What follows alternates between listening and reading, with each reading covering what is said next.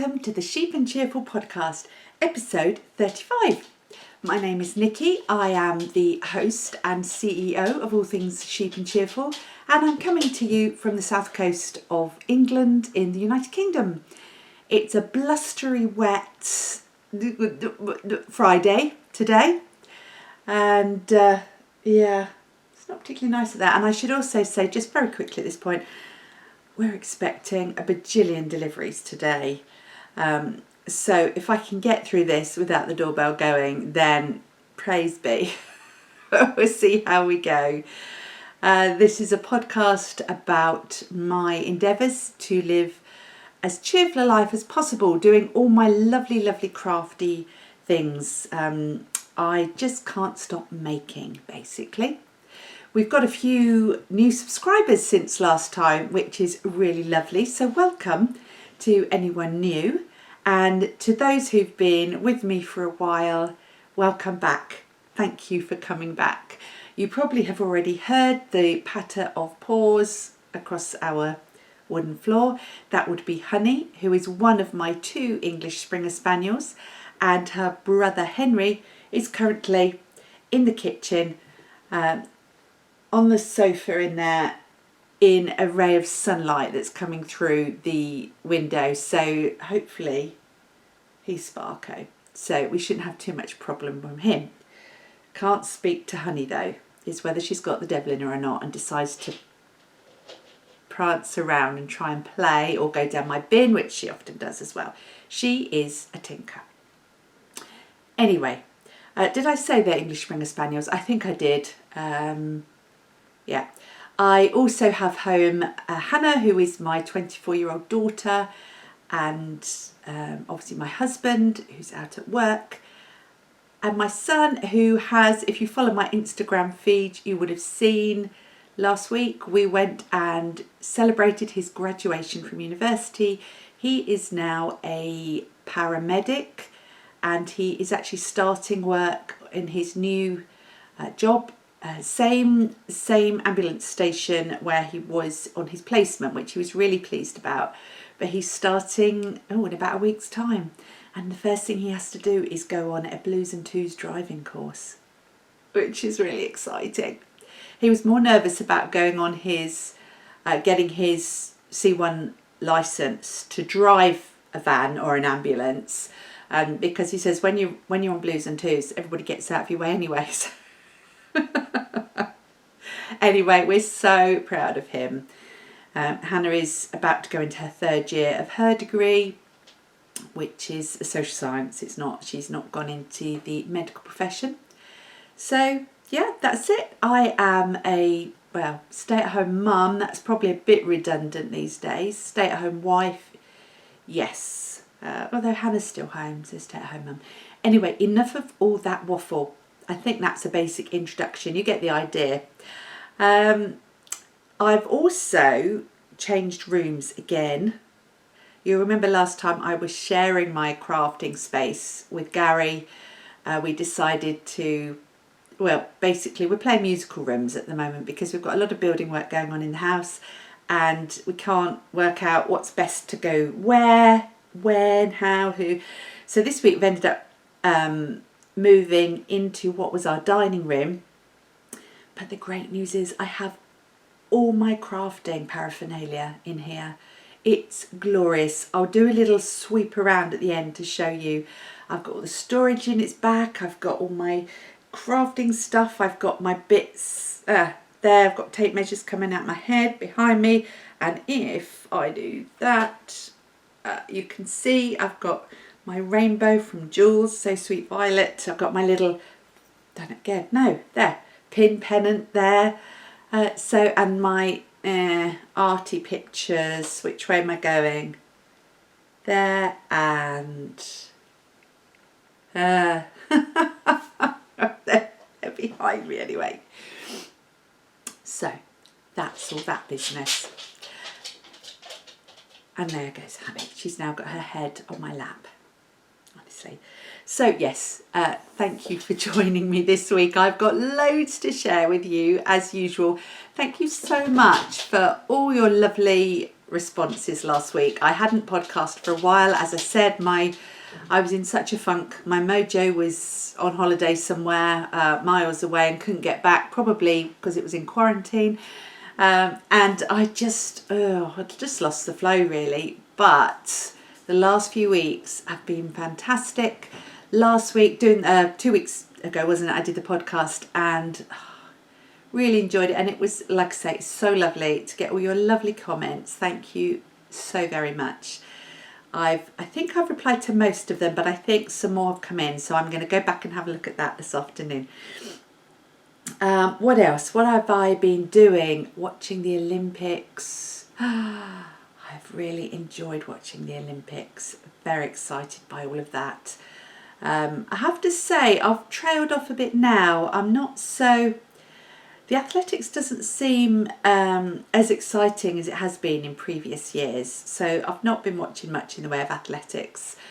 And I think a lot of our athletes have had a lot of bad luck with injuries and so on.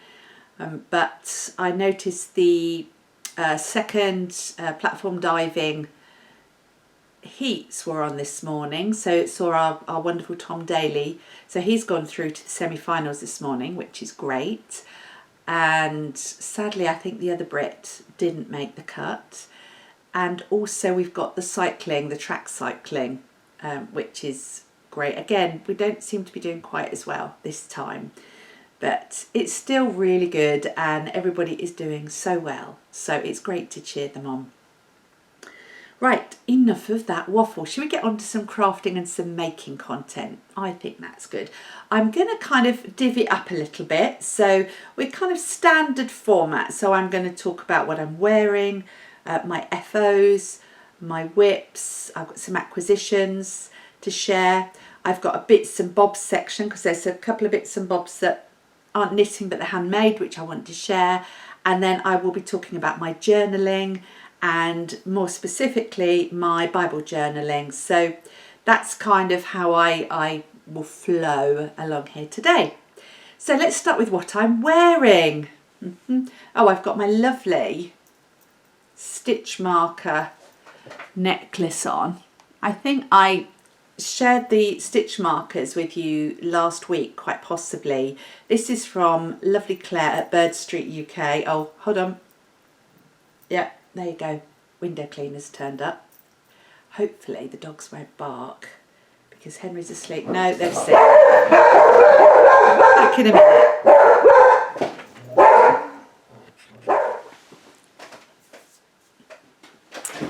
Okay, make no mistake, nobody could break into this house. Good boy, Hen, good boy. Honey! They've gone. She's just giving a few, yeah, that told you, sort of barks going on. Henry's coming for his congratulatory pat on the back. Good boy. Right, I was saying about, yes, this lovely stitch marker. I do love the leather cords that these are on as well. And there's a bit of a close-up. So you can see, I mean, I'm using 2 or 3 of them at the moment, but I love that and I love the colour. So yeah, Claire from Bird Street UK made those. I think occasionally she makes them, although her sister Becky, who's Bex Creates, has kind of picked up the mantle of stitch markers now, so it may be that they put some more of these in. But anyway, that was that. But the sweater, let's just have a look. So this was an FO when I was just coming out of my funk. So there has been a picture on Instagram, but I haven't talked about it on the podcast. So if I just stand up. Oh, if I knock something. Oh no, we're all good. So you can see this beautiful, beautiful lace work around the yoke. Short sleeved, and then if I go on tippy toes, I haven't made it cropped. It sits probably just below my hips because I didn't want a cropped version.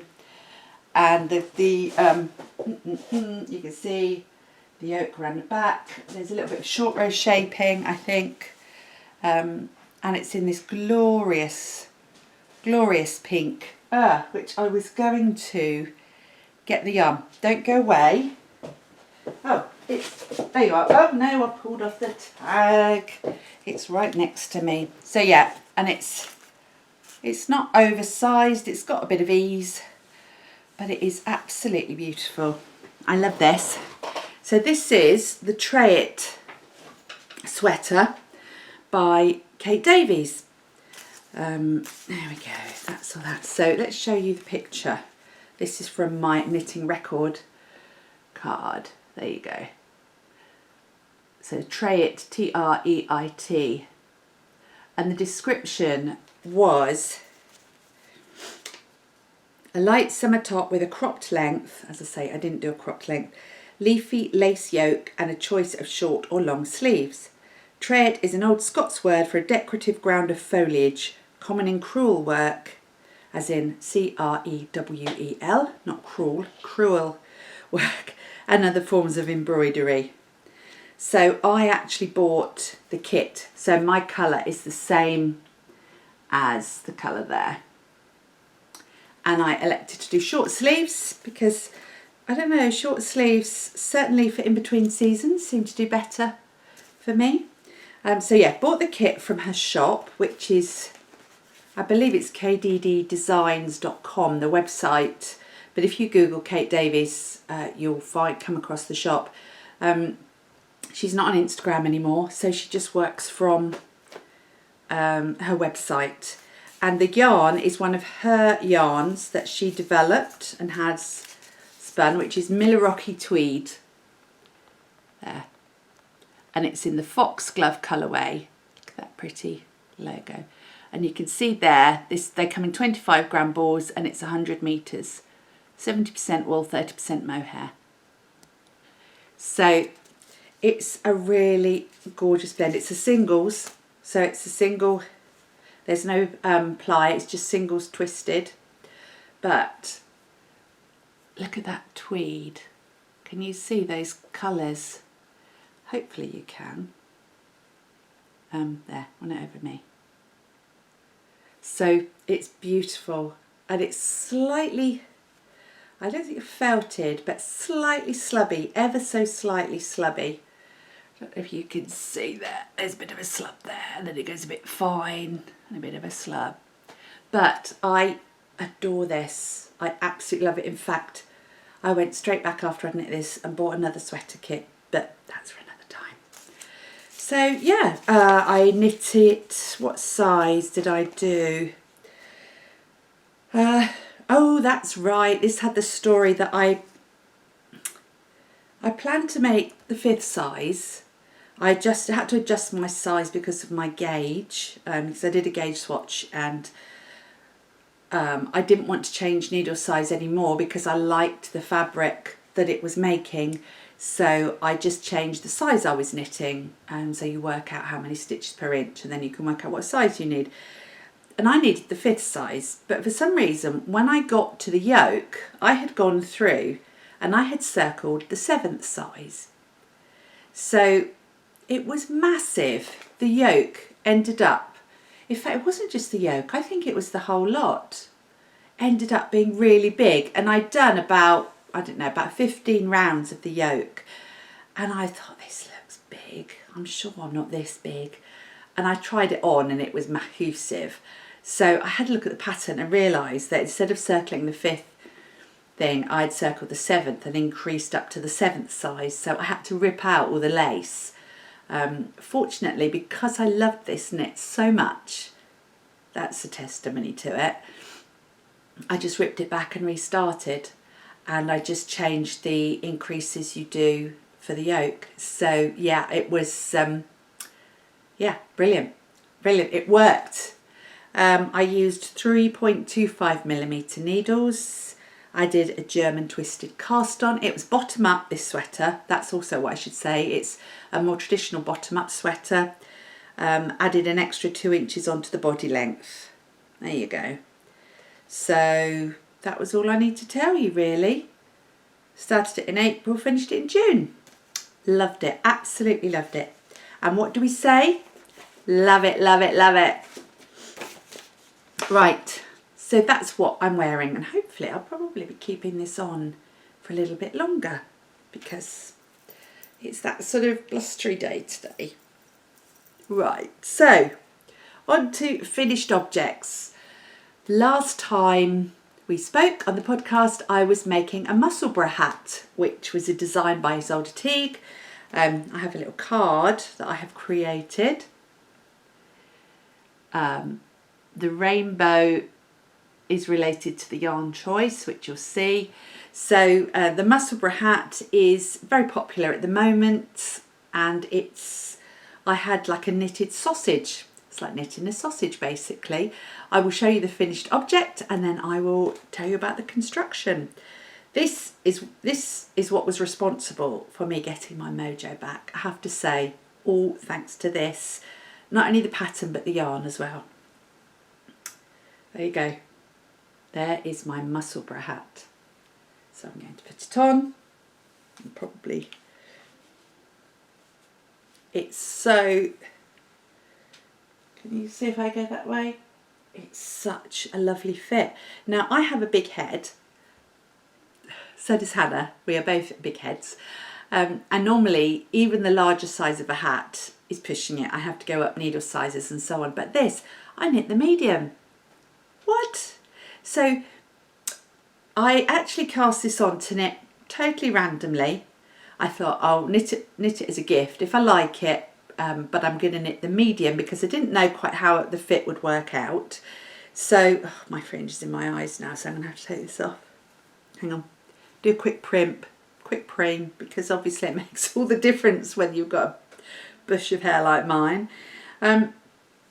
So yeah, I cast on the medium and I think I went up. She's suggesting the pattern you go up from your normal sock needle size, and I went up. I actually knit this on a 3mm.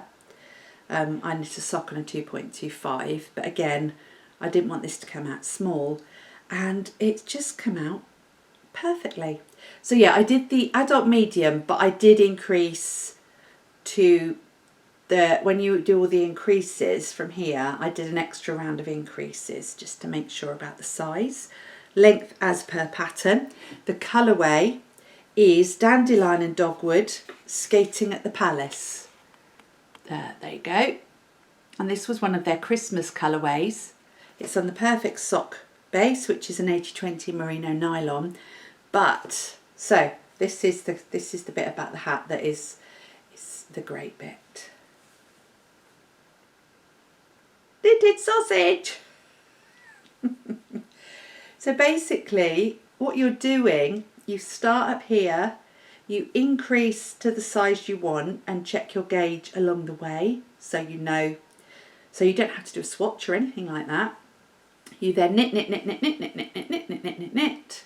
in the round, which it just works. It was so much, it's meatier than a sock because you've got more stitches, but it's still quick and it's still mindless knitting.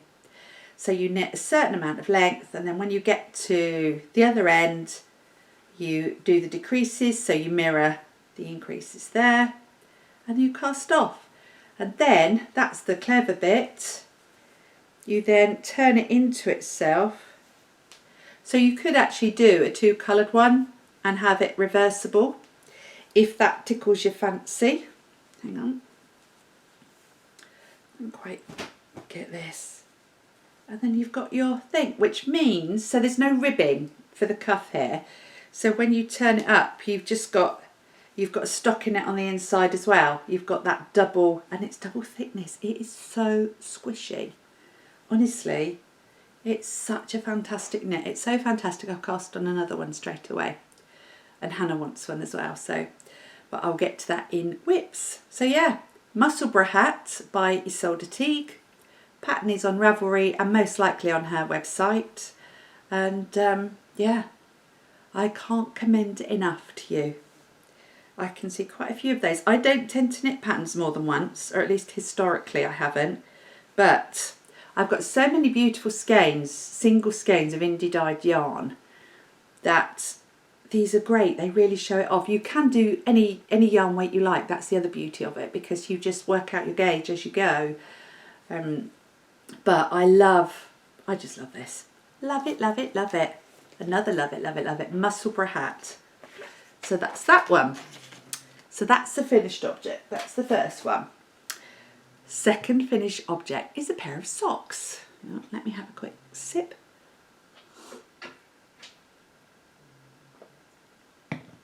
Right, so guess what these socks are called? Strawberry socks. They're by Amber Crawley, who was the yarn dyer behind Maker's Haven, and I don't know if she's still dyeing. This was a few years ago. It's not a new pattern at all, but it was one that I pulled out of my stash for reasons which I will explain, my pattern stash. So my lovely friend Cherie, who is Cherie from the Ollie and Bella podcast, and I decided last year that this year we would do a share a pair scheme, whereby every 3 months or so we would treat ourselves to a skein of yarn that we wouldn't normally buy, an indie dyed skein, probably from overseas, because you know they're the ones that tend to be the more expensive for us, obviously. And we would split the cost in half plus the postage. We would have 50 grams each, and we would both knit a pair of socks, either shorties, or we'd add a contrasting colour to make longer socks. So that was great. Cherie chose the first colourway, and it was from a homespun house, and it was the I don't know colourway. I sent the tag to Cherie, and I can't remember what colourway it was. So if you want to know the details, pop over to Cherie's podcast. But she's having problems with her socks. We seem to be fated with this. So we had that. We also had a skein of, I had a skein of Hugh Loco yarn in the Grandma's Lilacs colourway, which went beautifully. Just to give you I've got my yarn samples there. You'll see the socks in a minute. I don't know if you can see. So there's one's dark purple and speckled, and one is a pale lilac. So I started off knitting, striping, and I knit about good 3 or 4 inches on a sock, and I thought, oh, I can't be bothered with this striping business. You know, I just wasn't doing it for me. I couldn't. That's what I liked about the Musselburgh hat, is that you don't have to think, you just keep knitting. But if you're doing your own striping or scrappy socks, you have to stop yourself every 5 rows or every 10 rows to change the yarn, and I don't know, it just didn't float my boat. So okay, so I pulled them back, and I said to Cherie, I'm really sorry, I'm going to pull them back, I don't like them. And actually I think she did the same. Well, she didn't pull hers back, but she stopped striping it after the leg, so she's got a leg striped but then a plain foot, which quite frankly I think is cheating, Cherie. I think you should have pulled it out, but not really. So I cast on, I pulled back to the cuff because I'd done the cuff in the contrasting colour, and then I started just knitting plain stockinette with the homespun house yarn. I didn't like it. Shock horror, it was pooling, and I don't like pooling, generally speaking. And I was really disappointed, and that's, you know, if you like pooling, great. My personal things, I didn't like the way the yarn was pooling, and I was getting big blotches of purple and big blotches of white, and I just so they went into timeout. I ripped them out again, and it went into timeout, and I felt really bad because obviously Cherie and I had planned this, and you know, we weren't going to have finished this first pair by the time 3 months was up. So and then I finally thought, well, if I find a sock with a slight pattern on it, it might just break up the pooling a little bit. But this is ridiculous. I'm not going to be defeated by a skein of yarn. Hence, I picked the strawberry socks because they're very simple, very easy, strawberry shorties. And where you see the little dimples on the strawberry there, you have the yarn overs and the knit two together. I believe it's a free pattern, so so yeah, the third incarnation of this yarn were the strawberry socks, and I have finished them. Stop the waffle, Nicky, get on with it. Ta-da! Here we go. I'll just hold up one for now. There you go, that's my, so this is to prove I've done 2. Cherie, I finished. It's still pooling a little bit. You can see I've got this, that bit there, and then this bit here is more purple. And then this side I've got kind of this weird band. Obviously my gauge isn't brilliant for this yarn. That's all I can think. I don't tend to have a problem with that usually, but you know, it's one of those things, isn't it? But you can see the little dimples. You can see where the thing is. If I actually take this off and off the old blocker, put it on the old hand, which is also our God-given sock blockers. There, you can see the holes. So it really is clever. It's so simple, but it does look like strawberries, the outside of a strawberry. So, and as I say, the Grandma's Lilac, I did the Stephanie Pearl McPhee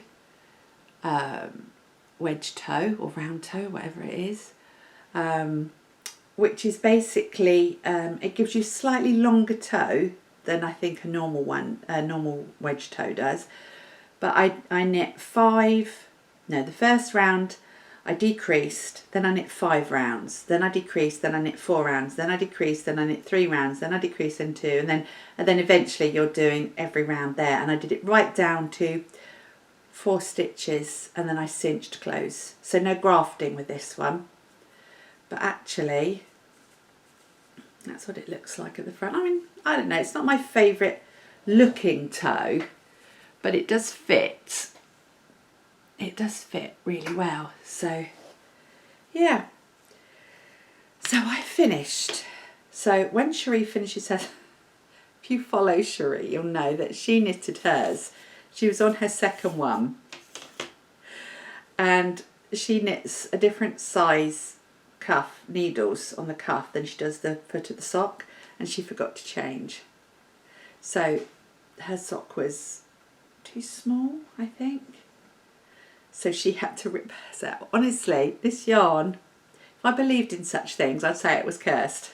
But there's mine, Cherie. Get on with yours so that we can get on to our next dyer. If anyone's got any ideas for dyers for us, for our next share a pair, then obviously let us know. So that's that. So they are, that card is going to go into my record journal. So they are my 2 finished objects. My Aura shawl, thank you for, oh rats, I forgot, oh I should have looked up your name before. Lovely, lovely viewer who pointed out to me that Aura is Finnish for barley. And I did look it up and on Google Translate and pronunciation, and I believe it's Aura. And so I then was able to make a record card with a picture, obviously, of some barley. Played with my new stamps there, which I really like. I haven't filled out the back yet. I am currently halfway through casting off this shawl. I'm so excited. I've been really, really working at it. The rows are so long, and it's 2x2 ribbing for about 2.5 inches, but I've been really working at it. And last night I got to the 2.5 inches and I started binding off this morning, and I bound off half, so I'm at the middle where the cable is, and I'm just going to finish that, and then obviously it needs to be blocked and I need to add the tassels. So I thought I'm not going to get it done for today. I was actually going to podcast yesterday, but life got in the way, so it gave me a chance to get more of that done. So next week, or next podcast, we will have a finished Aura shawl. And the great thing about that is it means I can cast on my next project, which I've already swatched for and I will talk about shortly. So yeah, absolutely love that. Okay, so let's go on to some whips. I hope the lighting's okay in here. I think it is. It's looking all right on the screen. Possibly a little bit dark there. But I've got an overhead light and I've got an uplighter, because this room doesn't have any windows. It's the only downside about it. What I need, I told Gary, is we need a big, huge, big picture window behind me. There. the year. I think we're having enough done on the house at the moment for all that. Right, so let's stick with the Musselburgh hat, because as I said, I cast on a new Musselburgh hat straight away because I love having it there. So easy just to pick up whenever. And this time, one of my favourite dyers ever that I've come across is Lolo Did It in the States. Lauren Slagle. Last year I subscribed to her Hippo Sock Club, Hippo for Small Celebrations. Oh gosh, oh, it's chucking it down with rain and windy. Okay, won't be mowing the lawn today. And I love all of Lauren's colourways. There's something about them, you know, we all have our individual preferences. Something about them speaks to me. I also love that she uses a 3-ply yarn for her sock base, and that was once knitten, twice smitten. It's just the 3-ply. I love knitting with her 3-ply sock yarn.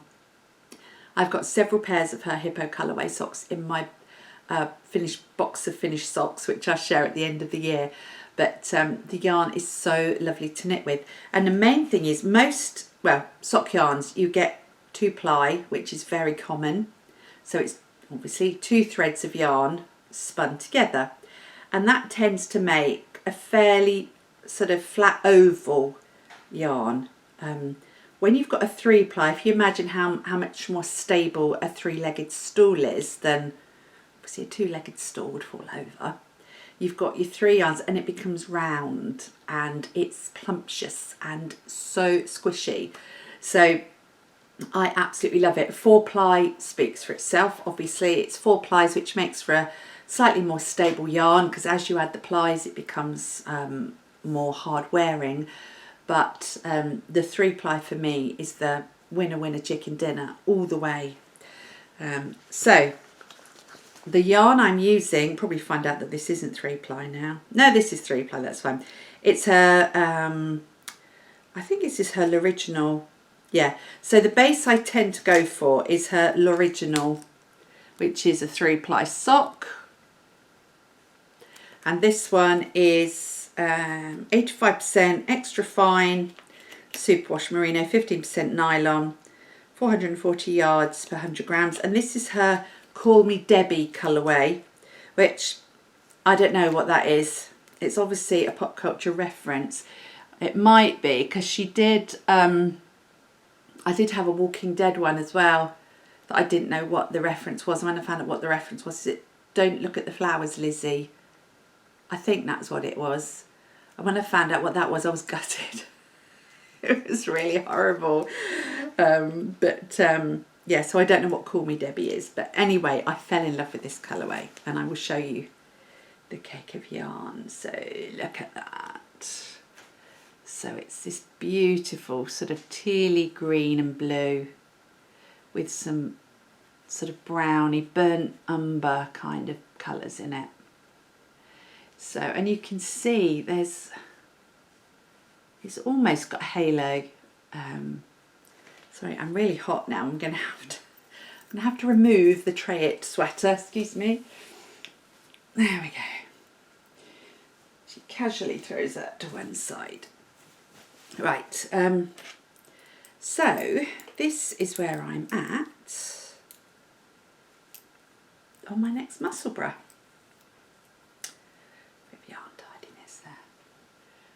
So you can see how that's knitting up, which is really lovely. So it's got a bit of chartreuse green, some yellow and gold.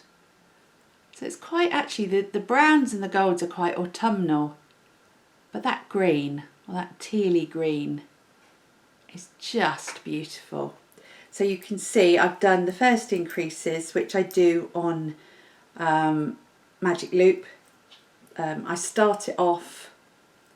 It's I won't give too many details because obviously it's a paid for pattern.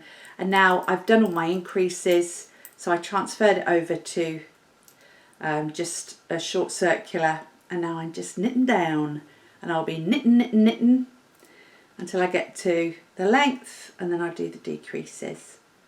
and that will either be again for me or go in the gift box or whatever. Then Hannah's going to choose colourway from my yarns. I'll just look at this. Progress Keeper, can you see?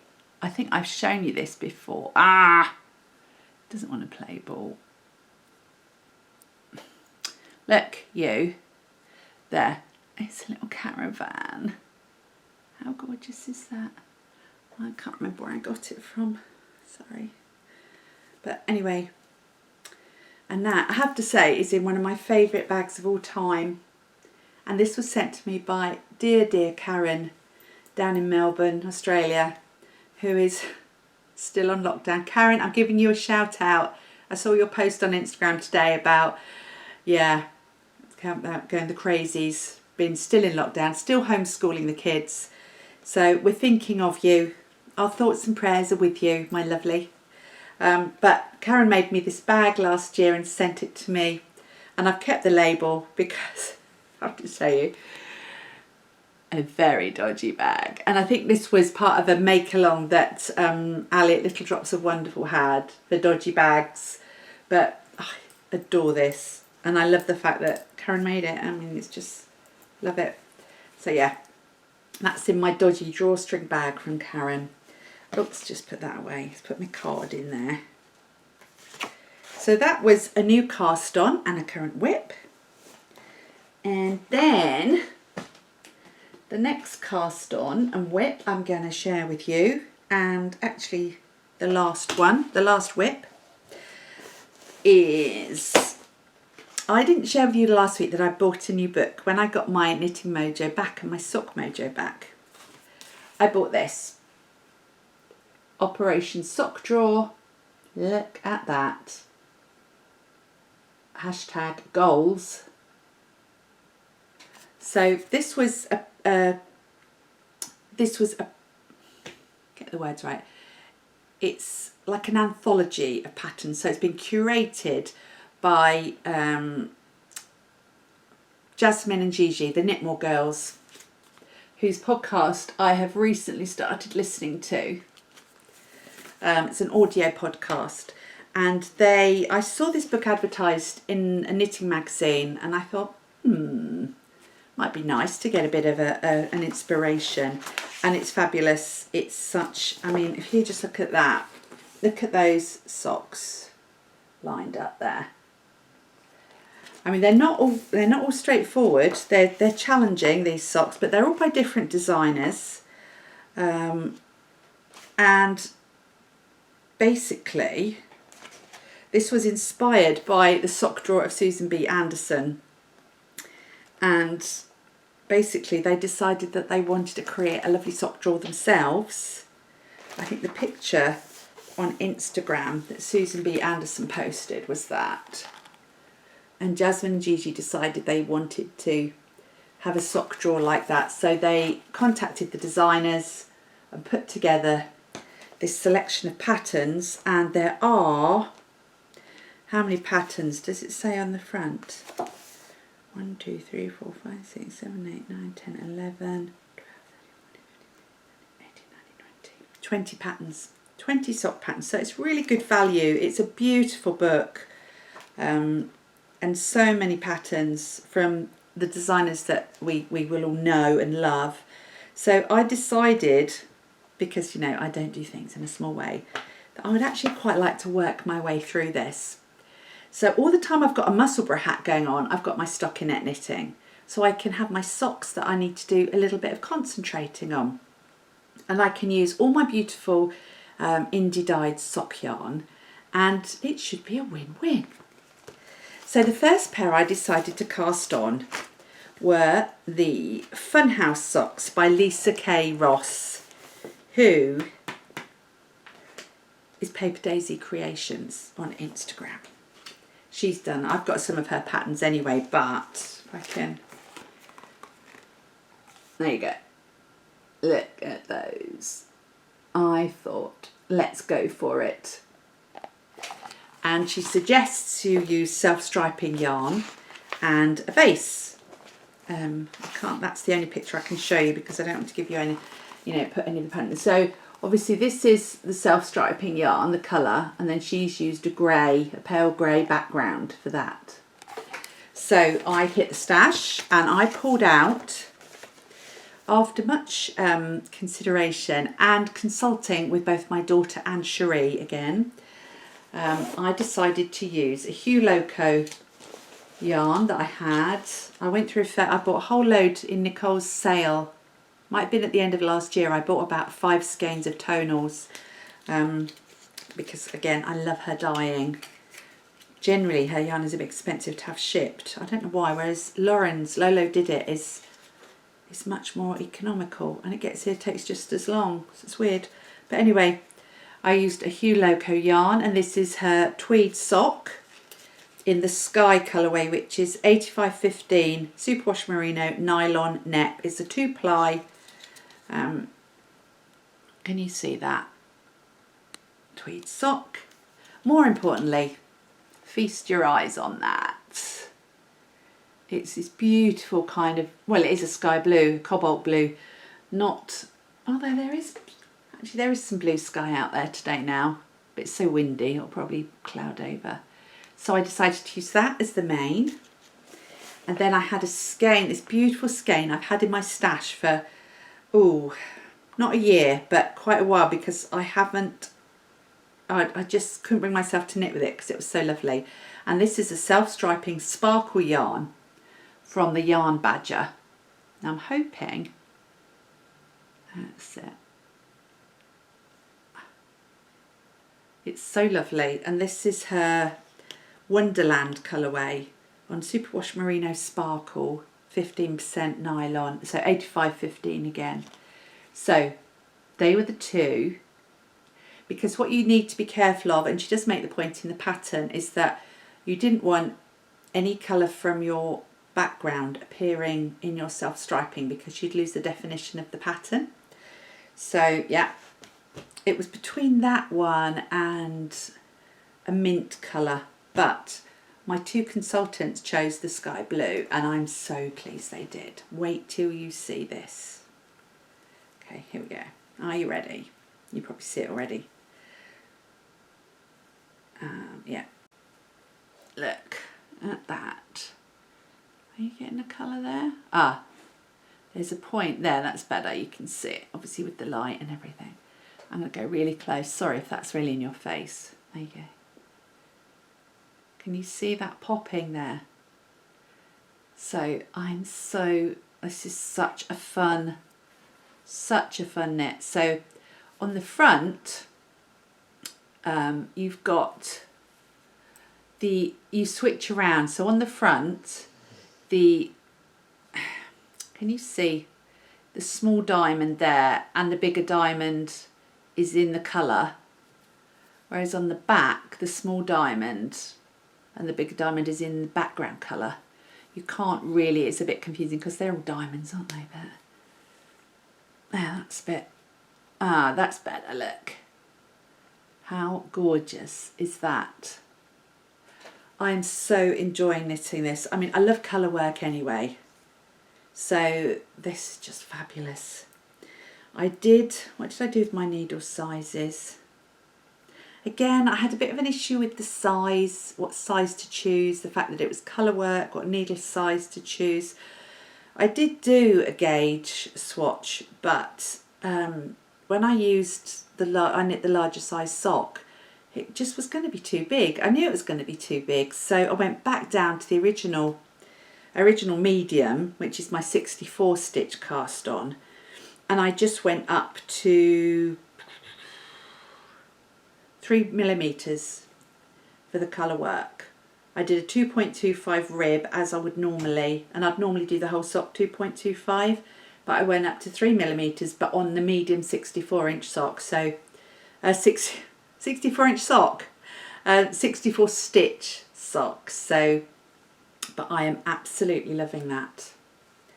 So that will, hopefully I'll get a bit more done on that, because now I've finished my Orar shawl, that's, you know, the rows will take in about half an hour at a time on that, whereas my next cast on, I'll be doing a top-down sweater, and the beginning bit, obviously until you get to the yoke, is actually quite quick, isn't it?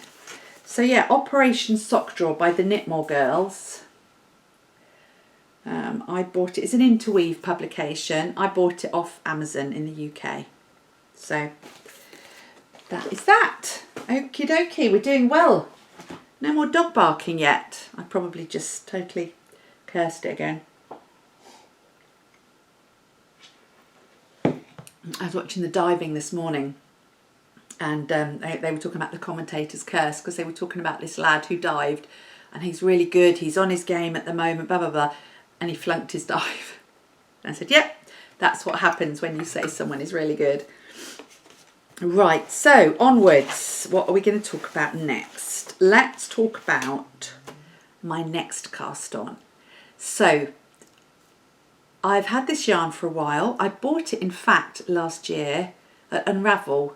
No, it would have been 2 years ago. So 2019, pre-COVID Unravel. I've got this now. I put it in one of my old favourite yarn project bags. My woven project bag, which I made, and I've got some favourite pins on it. And this is Shetland wool, and I made it with the rainbow stripes. Can you see the rainbow stripes again? It might be the light is a bit. I'm going to make the Stonecrop pullover, which is not a new pattern. It's by Andrea Mowry. I've wanted to make this for a long time. As I say, I bought the yarn for it at Unravel because I was helping on the kettle yarn stand, and I chose the colourways then. So my main colour, but I'll just show you. So for those of you who don't know, that is the Stonecrop, which I really, really love. I love the shape of the sweater as much as the colour work.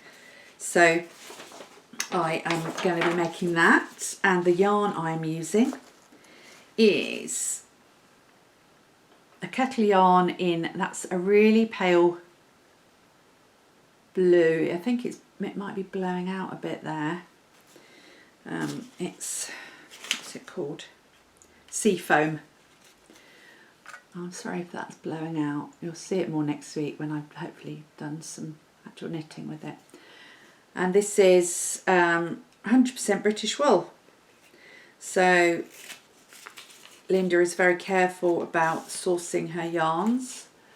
There you go. It's her Northiam base, which is Blueface Leicester, which I love. I love working with Blueface Leicester. And it's 100 grams is 400 metres, 437 yards, which is quite standard, I think, for this weight of yarn. So it's absolutely gorgeous. I haven't got it in the skein. I put my skeins away because I just wound one.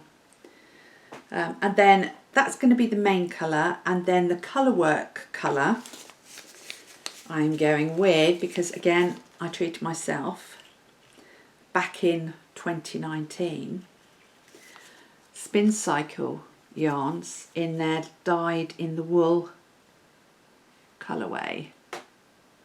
There, I think that's where you get the best colour representation. So this is their Neveruary. So it's Spincycle yarns, and I'll show you, that's the name of the colourway. Now this is ridiculously expensive yarn.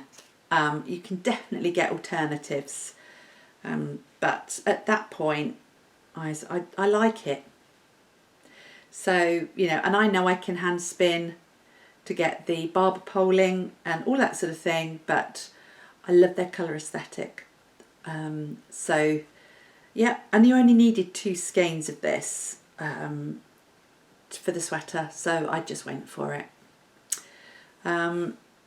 What was I going to say? Yeah, the main difference with the Spincycle yarns, for those who don't know, and I believe I'm right, I still think this is how they do it, because they dye the fibre before they spin the yarn. So rather than having, as indie dyers might do, where you buy the skeins of the undyed yarn and then you dye them. At Spincycle, they dye the fibre and then they have it spun at the mill, which is where you get this, where you can get this kind of graduation, this gradation of colour, and the barber poling effect, which is basically, I mean, it's what it is. It's a bit like the zebra yarns you can get these days. So, oh, I told you, spoke too soon, didn't I? Be right back. Right, well, that's one delivery out the way. Hannah has bought a second chinchilla cage because she's hoping to get a second chinchilla. Who'd have thought? No, she wanted to get a new one for Gilbert anyway because this one is a bit easier to clean, and I don't know, it's a little bit bigger, but I mean they're massive. Yeah, she's aiming to get a second one, and when you have chinchillas you have to keep them separate to start with and then bond them slowly together. So that's that was what that was all about. Anyway, what was I saying? Yes, the Stonecrop. So basically, yeah, they're my two colours. I'm really concerned that these colours might be blowing out, but nothing I can do about it, unfortunately. So yeah, I've cast, I did a gauge swatch, very small gauge swatch, because I'm not going to have a lot left over of the Spincycle to play with. So I did one, and I've actually undone it straight away, but I had to try 2 different needle sizes, and I got the right needle size. I'm going for, she calls for, oh, I'll get a sneeze now, just got a dodgy, yeah. She suggests a 3.75mm needle, but actually I had to go to 4.5, which is fine. I liked the fabric it gave me. So once I have cast off the Aura shawl, which is very soon, I will be casting on, it's top down, and I will be casting that on. Ooh yeah, that's really exciting. Where shall I put that there? Right, so that's that. Shall we move on to a few acquisitions? Yeah, let's do some acquisitions. Are you kidding me? Okay, be right back.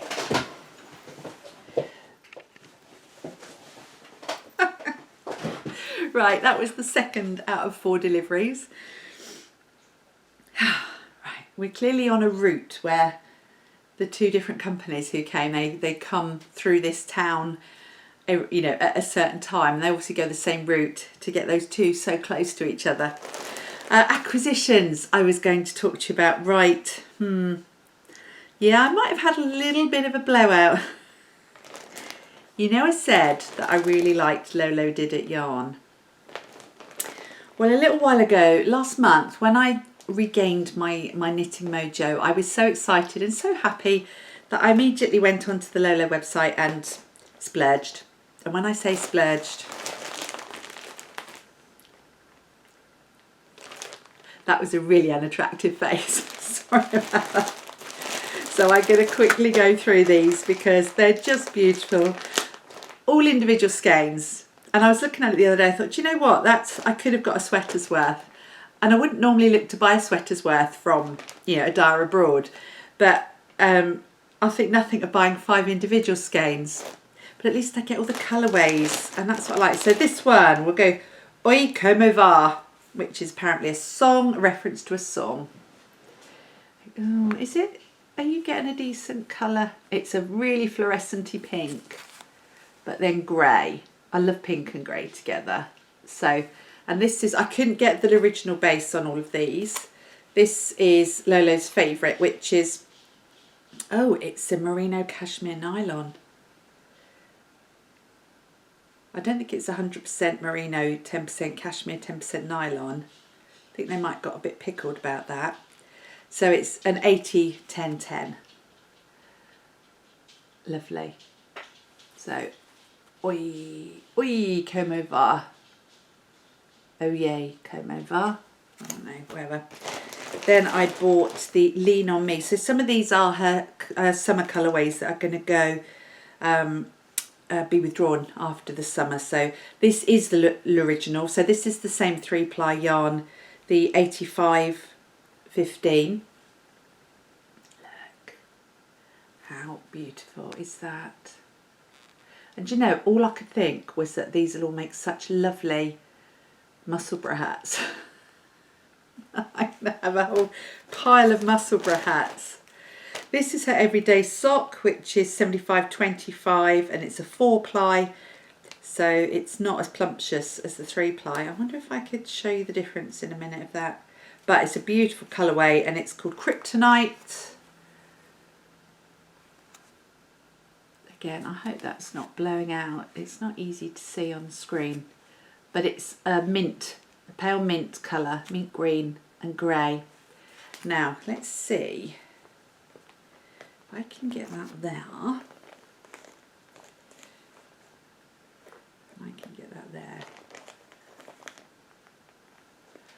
Can you behave? Can you see the difference in the plumpness of those yarns? So this one here, this is the 3-ply. They're both fingering weight. This is the 4-ply, which feels much more like standard sock, sort of stringy. Whereas this one is the plump, is the 3-ply. That is such a difference. Gauge won't be that different on it. At least not what I've found anyway, but because it's again finger weight. So this is 463 yards, the 4-ply, 440 yards, the 3-ply. So yeah, it is a heavier yarn, but it's still fingering weight. Anyway, then I got this one, which the website photos didn't do this justice. Oh, am I refocusing there? I've suddenly got a yellow square around my face. This is the original again, so this is the 3-ply, and this is her Jane Eyre colourway, which is like a really soft pink with taupe and grey and purple.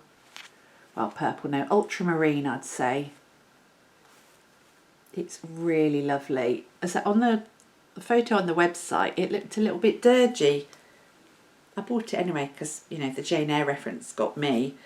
But this is really pretty. I can see a sweater in this would be lovely. In fact, on Lauren's Instagram feed, she recently posted a picture of someone wearing a sweater made out of this, and it was really lovely. And then one of her Sound of Music colourways that is being discontinued is, and I bought the Simple DK because I thought I might try a Musselburgh hat in DK or a different hat of some sort. And this is Crisp Apple Strudel, which is like a vibrant, well, it's a soft pink with splashes of fuchsia in there and some orangey yellow. So yeah, Crisp Apple Strudel, and that's Superwash Merino. I should apologise, look, I've just realised I've been writing with my calligraphy pen this morning and obviously had a bit of an ink issue there. So that's not very attractive, is it? Sorry about that.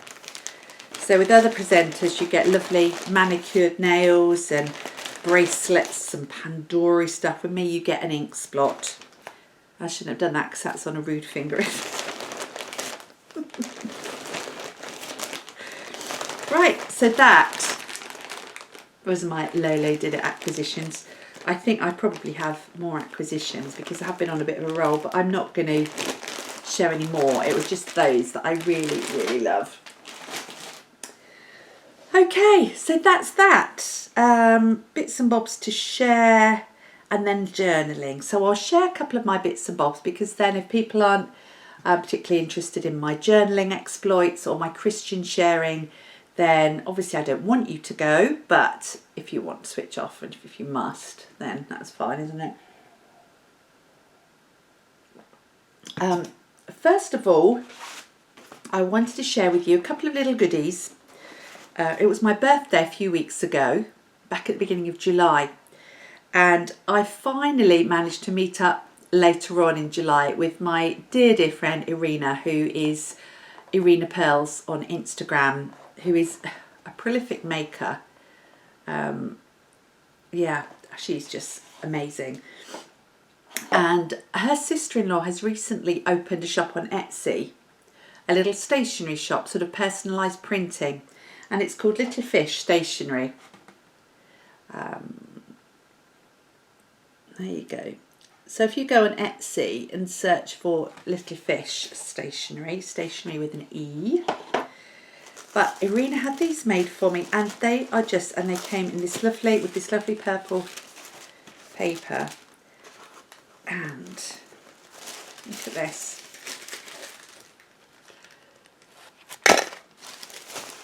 Well, that was a fail, wasn't it? There. So these are personalised cards with lovely pink envelopes. Let me get one out and show you. Little note cards. And she had sheep put on them and my name. And I think these are so lovely, just to send a little note to someone. I'm always wishing that I kept some note cards in the house to do this. Just when you send a swap or a gift, or just say hi, thinking of you. And I just think they're so beautifully done. So again, this is a new business, a little independent maker. I commend her to you.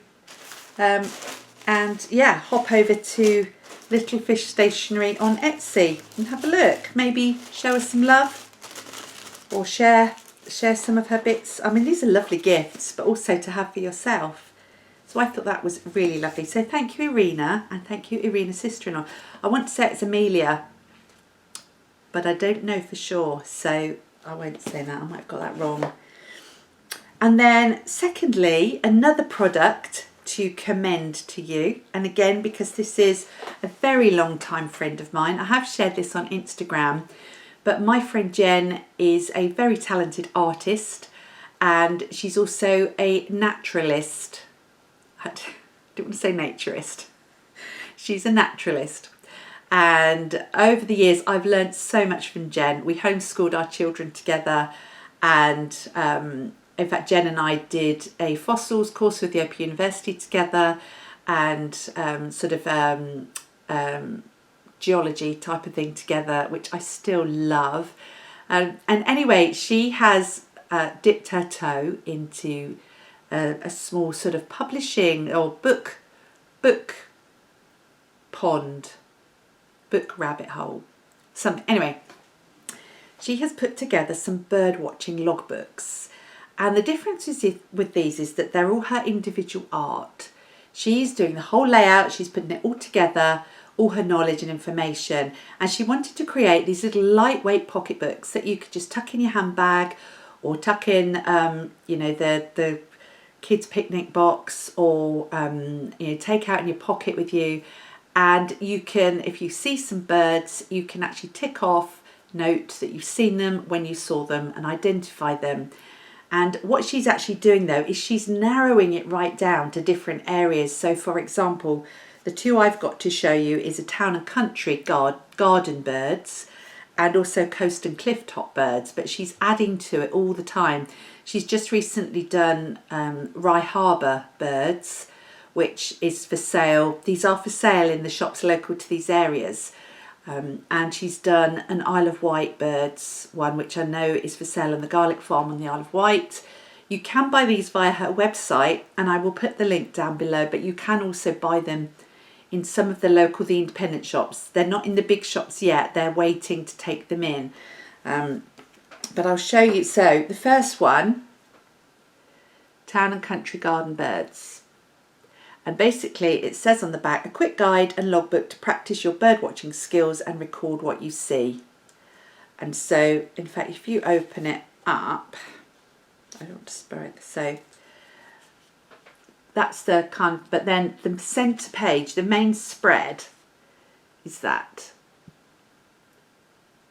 So these are the most common town and country garden birds. And then for each one, you have a page. So for example, we've got bird watching tips, then robin, bullfinch, wren, blackbird, chaffinch, sparrow, dunnock, great tit, jay, blue tit. So for each one, you would get, let me find a sample to show you. So for example, this one, the great tit on this side and the jay on the other side. So you get there brief details. These aren't meant to be study books. These are quick reference identification logbooks. So you've got names, where to spot them, so where to look for them, and then a little bit about them, and then you can tap in at the bottom when and where you spotted them.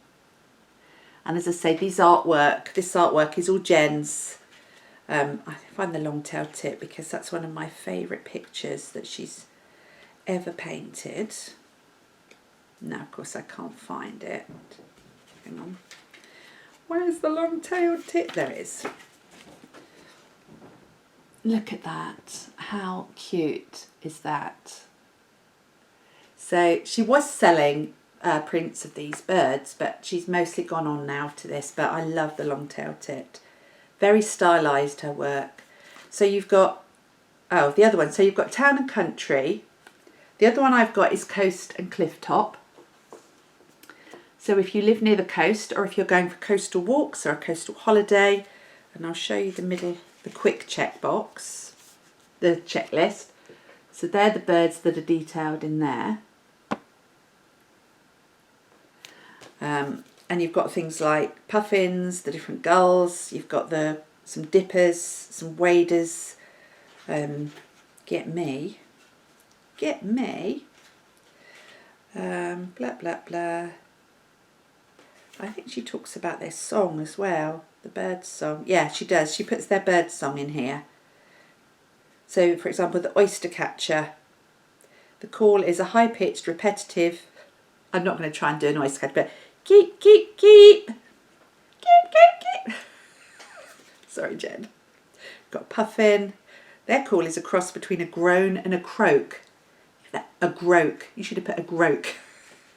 But anyway, that's that. So she's also done forest and farmland, urban garden and parkland, pond and river birds. But there's a few. She's working on a Highland birds for Scotland at the moment. But these are great. These are great little books. I believe she sells them for £5 each. And yeah, I do recommend you check out her website, which is jennifermoreartist.com, but I will put a link below. So that's her website. And I think that's her Instagram account. I believe. Let me double check. I'm pretty sure it is Jennifer Moore Artist. She's got several accounts because she has other artist ones. That's the doorbell again. Yeah, Jennifer Moore Artist. So that's her Instagram account, and you can see all her various bits and bobs there. So hopefully go over and give her some love. Have a look at her website. These would be lovely little gifts for people, just to pop one in the post to someone who lives maybe in one of these areas and say, oh, she's doing or done a Birds of Notting Hill. So she's doing very niche places. So yeah, she's done Birds of the Cuckoo Trail, which is a trail through East Sussex. I'm hoping she's going to do a Birds of the New Forest one so that I can take that. I'm just wondering whether I ought to go. Do you think I ought to go and answer the door? I suppose I ought to, really. Back in a minute. Okay, I spoke too soon, didn't I, about the deliveries? My goodness. Busy or what? Right.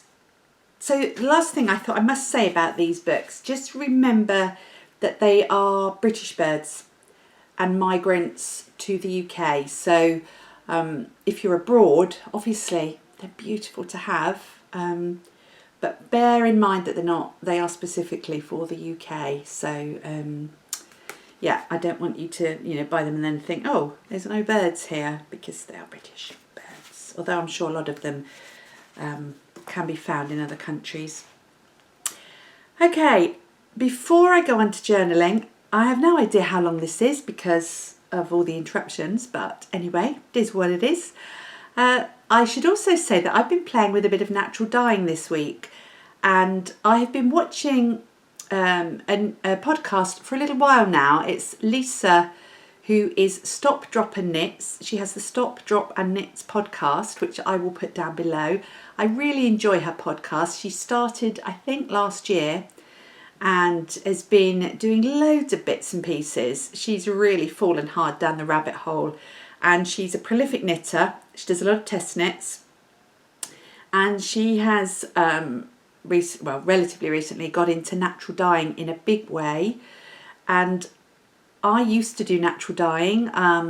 Some of you may remember that back about 4 or 5 years ago. I was doing a lot of natural dyeing, but I stopped, as you do, you know, because I just wanted to focus on other parts of fibre art. But Lisa has given me the urge to do some more, and I found we have in our back garden a eucalyptus tree. I've tried dyeing with the leaves before and it was all a bit rubbish, but I found that you could dye with the bark from the tree. And it's actually a Tasmanian blue gum tree, which I looked up and it said, yes, you can dye with the bark. And the tree sheds the bark, and it is shedding the bark like crazy at the moment. So I've been collecting all the bark from the garden. And I have to say, it's not always easy. I ended up falling into the shrubbery because I was reaching for a bit of really scratched my arm. But I've been collecting that, and the other day I decided I had enough to start a dye bath. I've put it in a bucket of water, and it's soaking for about 3 weeks to see what sort of colour I get, and then I will dye some yarn. So I took a very short clip on my phone of doing this, and I'm going to insert it here. Okay, so excusing the mess of my kitchen worktops, I have collected this eucalyptus bark.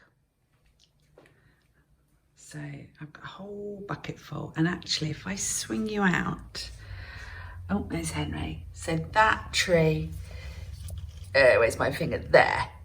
Oh, that's a bit weird, isn't it? That's a blue gum eucalyptus tree, and it's been shedding its bark like crazy. Oh, I just fell over the worktop, and I have been collecting it to see if I can create a natural dye from it, which you can. I know you can. I've never really been that interested in bark, dyeing from bark before, because I've never been a brown sort of person, and you tend to get browns, but I'm kind of changing, mellowing a bit as I'm getting older, and I'd love some really soft brown, really kind of squidgy yarn to make a lovely sweater for the winter. So what I've got to do is break this up, and then I'm going to leave it to soak. I've got to weigh it, so I'm going to break it up, chuck it in that bag, trusty scales there, and see how much I've got, because you tend, when you dye with natural dye stuff, you tend to have to use 100% dye materials to the equal amount of yarn. So if I want to dye 100 grams of yarn, I need 100 grams of eucalyptus bark, and it's really, really light. I don't even know. It's, you know, it is so light. It probably won't even register on the scales, but I'm going to break it up into smaller pieces, and then it'll go back into the bucket to soak for about a week, I think. So watch this space. Well, I'm super impressed. I have amazingly got about 350 grams in there, which is brilliant. And I've still got 100 grams left there, which I'm not going to use yet. And the bark is still coming off the tree outside, so I could always collect some more. But that's the first batch. So, and I have to say, there was no small sacrifice collecting this. I was leaning in to get a bit that got caught in one of the shrubs near it, and I fell into the shrub and sort of hurt myself. Anyway, but I also wanted to show you, look at this amazing, just look at that texture on the inside, how fibrous that is. I think, and what I've done, I've actually keeping these to use in my journal because they are so beautiful. It's so gorgeous. And this one I'm going to actually see if I can write on it, because I think that would be amazing. But look, I feel you could almost make a yarn from that, a bit like flax. Sure you couldn't, because it would have been done by now. But so yeah, so all that remains is for me to cover that in water and leave it to steep for a while. Right, hopefully you will have seen that. So I will keep you posted on that progress of that dye bath. I also have some indigo dye, which I bought the concentrate, and I'm going to be doing some indigo dyeing before the summer is out, but I'm not sure when. But if I buy some yarn to dye with the eucalyptus bark, then I will probably get some and get the indigo dye bath going as well. So that will be really good fun. Right, let's move on. I'm going to talk about journaling and Bible journaling right now. So if you are not interested in hearing or seeing what I've been doing with my art, then I will say cheerio. Thank you for hanging in there this long. I've got a sneeze coming. No, okay. But hopefully you'll stay and see, because, yeah, it's always good to broaden your horizons, isn't it? So, a few things. What did I want to talk to you about? First of all, yes, okay. I'm not going to show you a load of journaling that I've done. Again, I've done a few bits, but I have got some new organisation in place. When I moved into this room, I wanted to have space to do my journaling, and I wanted to have all my bits and bobs. Once you start journaling, oh my goodness, you need so much different types of storage. So I've got a couple of the little craft trolleys that I keep my bits on, but I also have made myself a little storage book for all my stickers and odds and ends of sort of ephemera. So I got actually, let me show you from my trolley.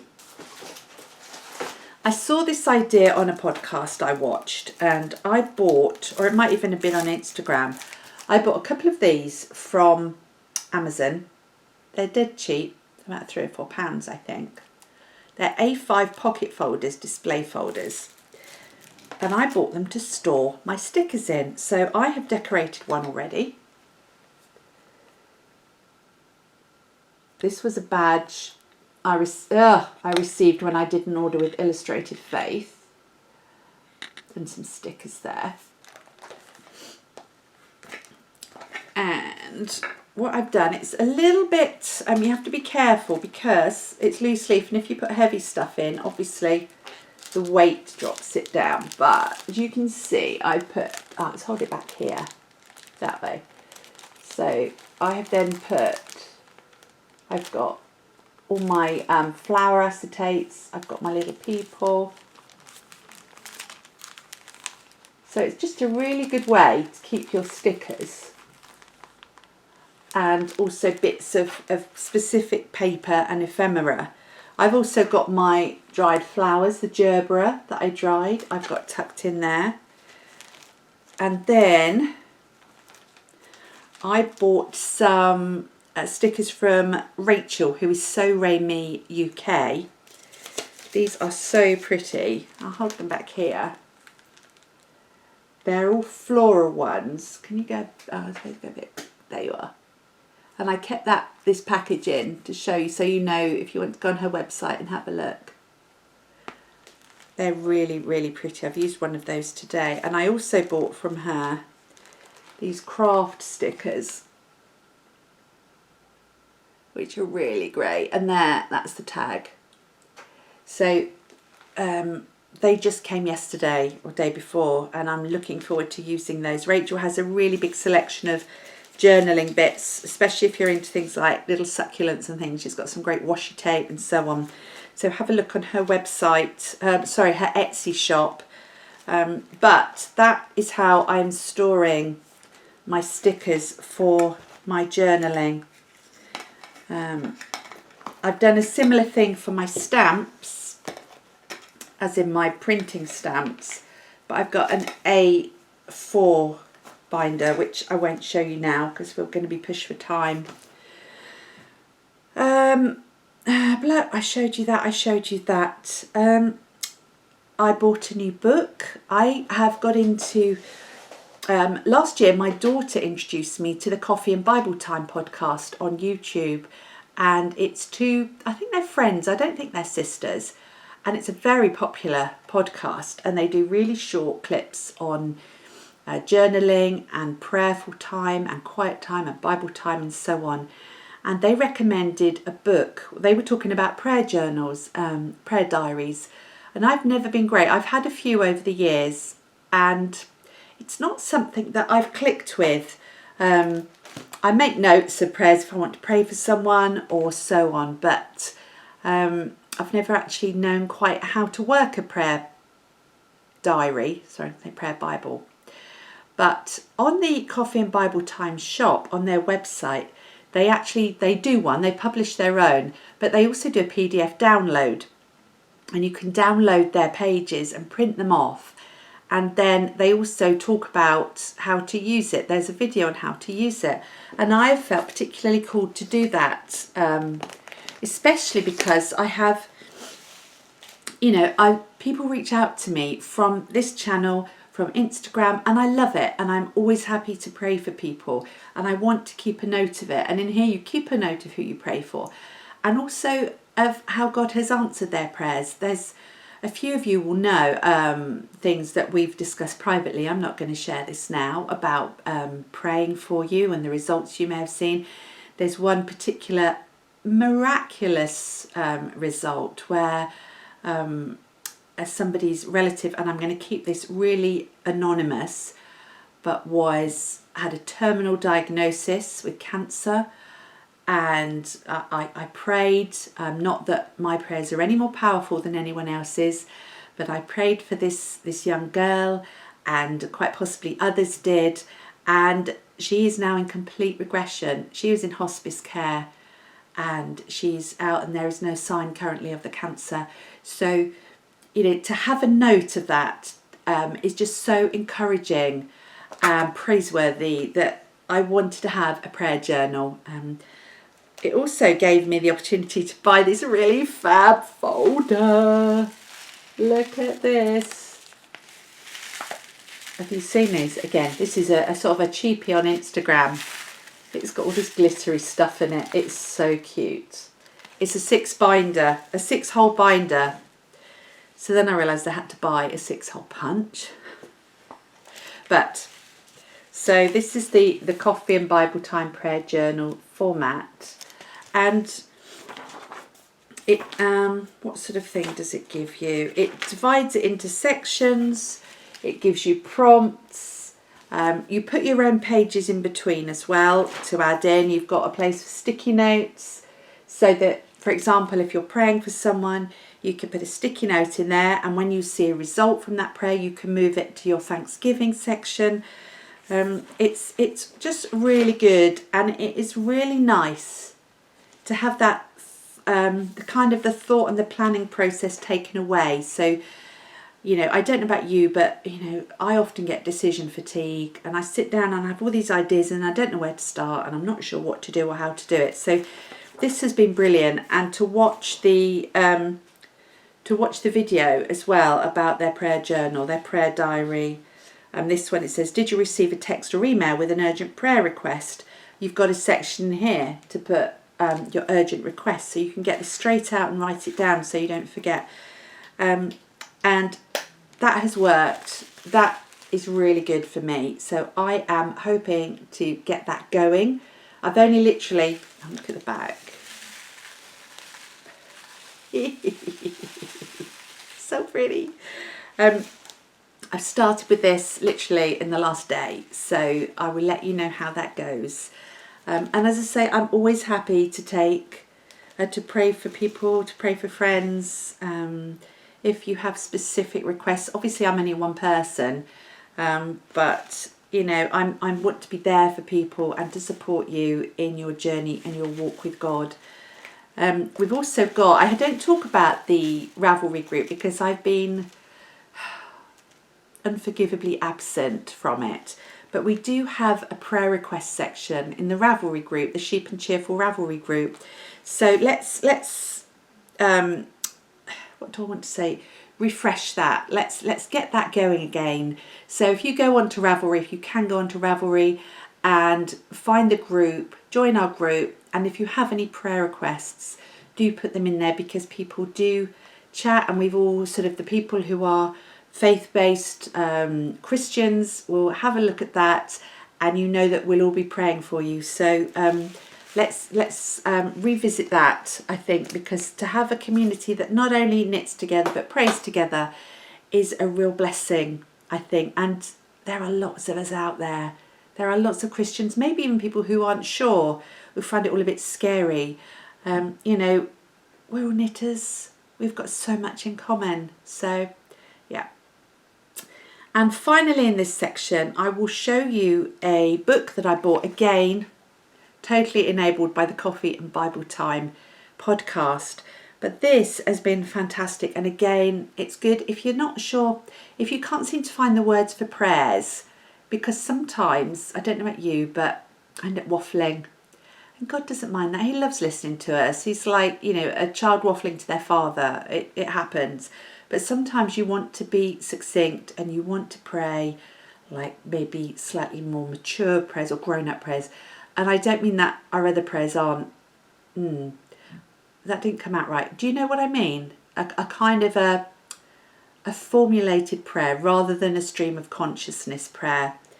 And I bought this book, Every Moment Holy, which is full of liturgies, which is prayers for sort of for everyone, public praying. Sort of, you have a liturgy in church, you have the prayers that they pray in churches. And I love the beginning. It says, therefore, encourage one another and build one another up, just as you are doing. I'd love to think that I'm encouraging and building people up through this very, very small part of YouTube. That's from Thessalonians. So, and basically it has, so liturgies. So when I say liturgies, think prayers. For domestic days, for those who employ others, for laundry, for preparation of a meal, for the hurried preparation of a meal, for the washing of windows, for waiters and waitresses, for first responders, for changing nappies. It says diapers because it's American. And then liturgies of creation and recreation, for sunsets, for storms, before consuming media. Now the media prayer is amazing. It's absolutely, to read that, I read it yesterday before I went on Instagram. It's not one, you know, you could read every day, but maybe once every now and then. And it talks about the mediums of art and expression and consuming them through what, as one whose such works would more fully and compassionately enter this ongoing human conversation of mystery and meaning, wonder and beauty. And it goes on like that. And it was such a blessing to pray that before I then went on to social media. There's a lovely one for first waking. There's one if you can't sleep. There's one if you've done stuff that you think, oh, I'm not really very good, or if you've lost a loved one. And this is volume 1. I don't know if volume 2 is out yet, but I shall certainly be getting it. But it is absolutely wonderful. And I did get that on Amazon, on UK Amazon. And it's by, it's put together by Douglas McKelvey. So, yeah, I would commend that to you. I have only just bought it, but the ones I've read have been really uplifting and really helpful. And I'll be writing out some of those in my prayer journal as well. So,